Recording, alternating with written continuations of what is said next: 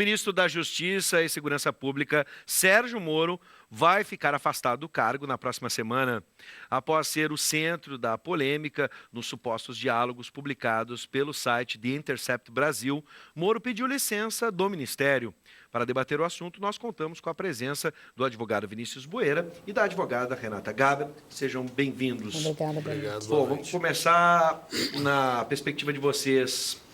Bom, primeiro, questionado sobre o pedido de licença, né, do Ministério da Justiça, Sérgio Moro disse que pediu o afastamento para resolver problemas particulares.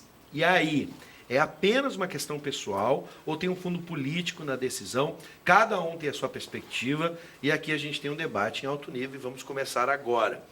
Tem algo a mais? É difícil a gente saber, né, porque a assessoria de imprensa, o ministro, vai dar a sua versão. Mas, na perspectiva de vocês, já é, por exemplo, suficiente, já temos indícios suficientes para que possa ter realmente um problema que afaste Moro do governo? Começa comigo? Pode começar, doutor. Fique à vontade. Boa noite aos telespectadores, aos internautas. Boa noite, doutora, colega. Eu não vejo motivo nenhum de crise ou para crise. O Sérgio Moro é ministro há 22 anos, foi juiz durante 22 anos e os juízes federais têm 3 meses de férias por ano. E segundo as informações que a gente tem, que ele mesmo deu, esses 5 dias ele vai viajar para os Estados Unidos porque o filho dele vai estudar lá. E ele, como de costume, sempre tirava férias neste período do ano e já estava programado para fazer a matrícula, a transferência, eu não sei bem o que é, do filho dele para os Estados Unidos. Então, não vejo nenhum motivo para crise. Ainda mais que todas as divulgações que foram feitas das supostas conversas, trocas de mensagens entre o atual ministro Sérgio Moro e o Deltan Dallagnol e outros membros da equipe da Lava Jato, da Força-Tarefa da Lava Jato, diga-se de passagem que nenhuma delas foi reconhecida, nem pelo Dallagnol, nem pelo Sérgio Moro. Não existe nada comprometedor e nada diferente do que nós, advogados, fazemos. Inclusive, existe um jargão jurídico que se chama de embargos auriculares, ou seja, é muito comum os advogados irem conversar com os magistrados sobre questões processuais ou sobre questões de direito sobre os seus próprios processos. Então, não vejo motivo para a crise. E, além do mais, de alguns dias para cá, foi divulgado um perfil do Twitter chamado Pavão Misterioso, que tem divulgado uma série de questões sobre os vazadores que cometeram o crime de invasão de pessoas que não poderiam ser invadidas. Aliás, ninguém poderia ter a sua individualidade, a sua personalidade invadida, como ocorreu através dos telefones do ministro e dos procuradores. E tem coisas muito mais comprometedoras sobre compra de mandato do Jean Willis, sobre troca de informações, sobre troca de lavagem de dinheiro, crimes a mais cometidos pelos vazadores do Intercept. Bom, nós vamos discutir veracidade, nós vamos discutir, né, autenticidade, enfim. Mas só para dar sequência, nesse primeiro momento, há indícios para que ele possa ter realmente pedido essa licença, doutora, por um desgaste? Bom, eu vou colocar meu ponto de vista. Né? Eu não sou muito partidária da teoria, né, do caos absoluto. Eu dentre os defeitos que eu possa reputar o ministro Moro, não está a parvice, né? Ele não é completamente idiota, ele não faria, suponho eu, alguma coisa desse gênero. Então, eu imagino, eu quero crer que, de fato, ele esteja saindo de férias. Acho que é um péssimo momento para isso, exatamente porque levanta essa quantidade de suspeita que está todo mundo falando, mas aí, assim, é a teoria da conspiração, né? Não há nada de concreto que se possa dizer para lá ou para cá. Ele vai sair, é uma antecipação da saída dele do Ministério. Eu não sei pensar com a cabeça do presidente, né? Então, eu não poderia dar essa resposta. Assim, eu não quero ser nem muito irônica, nem muito superficial, mas, de fato, eu não consigo adivinhar. Né? Sim. Então, bem, há um grupo que fortalece meu ponto de vista. Né? Eu acho que o ministro Moro, enquanto juiz, cometeu uma série de irregularidades. O senhor me desculpe, colega, mas ele fez, as conversas dão, que ele não nega, né? Dá um acerto entre ele e o Ministério Público. Quisera eu, nos meus processos, ter um acerto com o juiz de tal forma que eu possa garantir a sentença que eu vou ganhar. Quer dizer, isso se deu com uma das partes. Se tivesse se dado com as duas partes, aí nós poderíamos falar de imparcialidade. Não é o que aconteceu. Então, no mínimo, ele teve uma série de atitudes suspeitas. Ele vai sair do ministério? Não sei. Sim. Não sei. Há pelo menos um fator que a gente tem que levantar aqui junto a essa. Nós conversamos agora na redação sobre números de pesquisas que são feitas junto ao governo e ele goza, né, de um prestígio muito grande junto à população ainda. Né? Basta ver também as manifestações que tiveram em defesa de Sérgio Moro durante o processo. E aí a gente fica pensando se realmente se arrisca, né, com o capital político que tem ou se nesse momento, se isso não enfraquece o capital político dele. Nós vimos nessa pesquisa que foi divulgada recentemente do Datafolha, da Folha de São Paulo, que é claramente um veículo de tendência de esquerda, de oposição ao governo e de apoio ao governo que saiu e principalmente de apoio ao ex-presidente Lula. Divulgou que o ministro Sérgio Moro tem 80% de aprovação popular. Ou seja, não há desgaste nenhum, até porque ele nunca teve 100% e nunca nenhum ministro ou qualquer político terá 100% de aprovação, tendo em vista que nós temos um país bem dividido, claramente dividido, onde historicamente no Brasil nós temos em torno de 20 a 25% de eleitores que votam diretamente sempre em candidato de esquerda. Ou seja, se o ministro tem 80%, ele conseguiu pegar apoio, inclusive em pessoas que não votaram no governo e que não votariam no governo. Né? O Bolsonaro foi eleito, não chegou a 60% dos votos, foi 50 e poucos por cento dos votos, menos de 55%.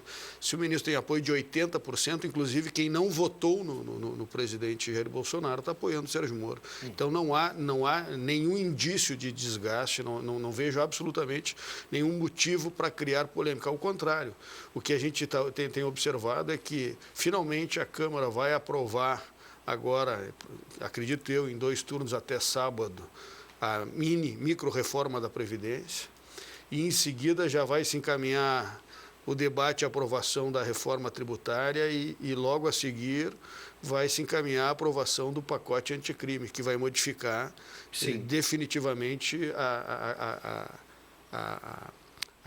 vamos dizer, o caixa 2 eleitoral, as atividades ilícitas da política.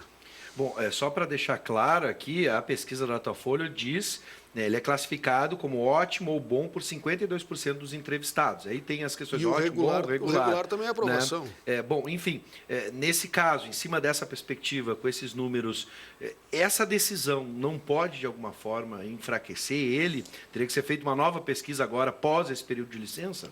Eu acho que a cada momento, né, que o Intercept coloca e publica a Veja, e a Folha, o Estadão, enfim, que as mídias, a Globo, né, que também fez nos seus editoriais um retrocesso. Eu entendo. A gente tem leituras assim, por exemplo, uma questão técnica do direito que é muito comum no mundo, no meio dos advogados, e eles se dividem. Alguns acham que você pode fazer, que se eu tenho aquele objetivo, não me importa o meio, e os outros discutem a questão do meio para chegar a um fim. Então, essa é a grande divisão que nós temos.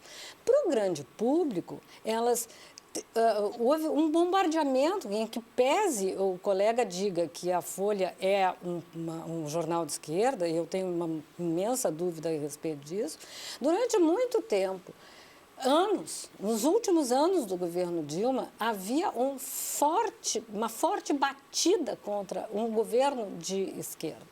E aí eu não vou entrar no mérito, quanto mais direita, quanto mais esquerda, se uma esquerda com liberal de economia, enfim, tá? Mas, enfim, vinha batendo.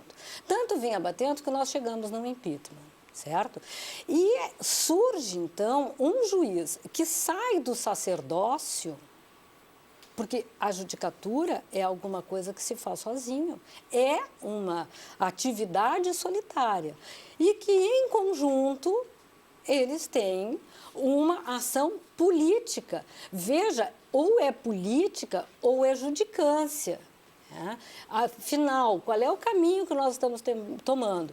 Eu entendo que o público tem as dificuldades de fazer esses balizamentos. No momento que as pessoas começam a apreender, né, o que isso significa, uma meia-verdade não dura para sempre. Uma meia-verdade é uma mentira inteira daqui a um pouco. Então, as pessoas vão se esclarecendo a longo prazo. Bom, eu acho que sim. essa conta começa a baixar, meu ponto de vista. Embora a gente não tenha o domínio de tudo o que aconteceu, dá para a gente fazer um exercício de futurologia aqui, vide os arranjos políticos que a gente tem hoje no Brasil. Sem dúvida. Vocês acreditam que o futuro, qual vai ser o futuro de Sérgio Moro? Ele permanece no Ministério da Justiça, segue durante o governo, ainda implementando transformações na área, como se fala, pacote anticrime, entre outras coisas. Vai buscar uma cadeira no STF, que por muito se cogita aí e se disse que teria uma grande chance, ou pode se candidatar a Senado e deputado. E vou mais longe. Ele pode virar uma sombra para o próprio Bolsonaro no futuro, pensando, por exemplo, em uma reeleição? Bom, Bives, primeiro é importante a gente vislumbrar o que aconteceu no Brasil nas últimas semanas. Quando surgiu esta bala de prata da esquerda, que é as denúncias das trocas de mensagens do Intercept, a sociedade brasileira, que foi muito ferrenha nas últimas eleições, nós podemos ver pelas redes sociais, que houve uma divisão e um apoio muito claro às duas chapas. Né? Nós vemos até hoje gente utilizando camiseta e foto com Lula livre nas redes sociais, e ao mesmo tempo que nós vemos lá, somos todos Sérgio Moro, apoiamos a Lava Jato. E isto vinha arrefecendo depois das eleições, até porque é natural, a eleição é um momento de clímax, de ânimos na sociedade. E o que aconteceu? O tiro da bala de prata acabou saindo pela culatra. Nós vemos que a militância que elegeu o Bolsonaro acabou tomando um novo ânimo e acabou voltando às mídias sociais, é o apoio explícito, e nós vemos isso no último jogo do Brasil. Quando é que nós vimos um presidente e um ministro serem aplaudidos por um estádio de futebol? A última vez que um presidente foi a um estádio de futebol foi vaiado, que foi a Dilma na Copa do Mundo. Então, nós vimos que houve, na verdade, foi um reânimo para os apoiadores do governo pró-mudança na sociedade, pró-diminuição do tamanho do Estado. A MP da Liberdade Econômica está recebendo amplo apoio, provavelmente vai ser aprovada esta semana também na comissão especial. Ou seja, nós estamos vendo que o programa de governo, apesar de não ter mais o toma lá da cá e a compra de votos, está começando a avançar aos poucos, como é numa democracia e tem que ser, está começando a avançar. E eu acredito que o Sérgio Moro não tenha esta ambição política, ele tem sim a ambição jurídica. O projeto que eu estou imaginando que o Sérgio Moro deve estar pensando em fazer é evitar que aconteça o que aconteceu na Itália. Ou seja, quando a Itália conseguiu começar a avançar com aquela ação deles que chamava Mãos Limpas, o que aconteceu? As quadrilhas que tinham tomado o Estado se elegeram para o legislativo italiano e começaram a criar leis para derrubar o que era crime. O que está se fazendo agora? Está se tentando derrubar esta quadrilha, porque a quadrilha realmente ela está infiltrada em todas as instituições da sociedade brasileira e do Estado brasileiro. Ou seja, não é por nada que nós vemos que as coisas não avançam, que as coisas começam a andar e regridem, andam um passo para frente e 2 passos para trás. Exatamente porque a quadrilha que tomou de assalto, as corporações tomaram de assalto o Estado brasileiro, fazem troca de favores e não querem que avance. Ou seja, Quem é que vai ser penalizado com o projeto anticrime? Metade do quem está no Legislativo Federal hoje. Ou seja, essa gente é que não quer que avance. E exatamente a ida do Sérgio Moro para o Ministério da Justiça exatamente para poder mudar de lado e fazer com que haja uma legislação que continue cada vez mais penalizando esses, como dizia a Dilma, os maus feitos da política, para que a gente possa começar a ter uma depuração do Estado, uma diminuição do tamanho do Estado e começar a valorizar mais o cidadão, menos Estado, mais cidadão, menos Brasília, mais cidades. Doutora. Pois então, eu já entendo que foi a presidente Dilma e a Lava Jato existe por projetos que foram aprovados do tempo do PT no poder. Então, me parece que as coisas às vezes não são bem assim. A Lava Jato, no meu ponto de vista, e as conversas demonstradas deixam claro que não há um grupo que assaltou, porque o outro grupo que assaltou não foi tocado, e não foi porque não quis, né? O então juiz Moro, junto com o Ministério Público, acertou para que Fernando Henrique, por exemplo, não fosse levado ao tribunal.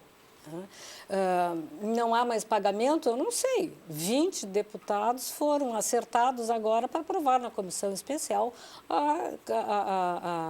o projeto da reforma da Previdência. Então, as coisas não são tão diferentes, né? O projeto do Moro, não resta dúvida que foi político. Fosse ele quisesse realmente continuar como juiz, ele não teria saído do cargo. Ele abriu mão de 20 anos de magistratura para ser o quê? Político, que era o que ele vinha sendo. Pela primeira vez, então, nesses últimos anos, ele está no lugar certo. Bom, ele vai para o superior? Espero que não. Prefiro ele, então, defendendo a direita dele, como deputado, como senador, o que ele quiser ser. Vai concorrer, e é isso. Esse é o meu ponto de vista. Sim. Bom, eu quero agradecer. Eu não posso fazer futurologia, mas é isso. Aqui também tem que saber o que está, como a gente disse, a gente não sabe exatamente o que está na cabeça do ministro Sérgio Moro. Acho que mas se especula todos esses caminhos. A pergunta que tu fizeste, a respeito se ele faz sombra para o presidente, se o presidente se cuidar, faz, entende? Porque o nível de aprovação de um e de outro, neste momento, parece que o ministro Moro tem mais aceitação. Não sei se vocês, para fechar, não sei se vocês concordam comigo, olhando o governo hoje, em um determinado momento, o próprio Dilma Rousseff foi extremamente forte dentro do governo Lula como chefe da Casa Civil. Vocês enxergam, por exemplo, Onyx hoje mais de lado, os três nomes seriam Bolsonaro, Paulo Guedes e Moro? São os três nomes hoje que tocam o governo?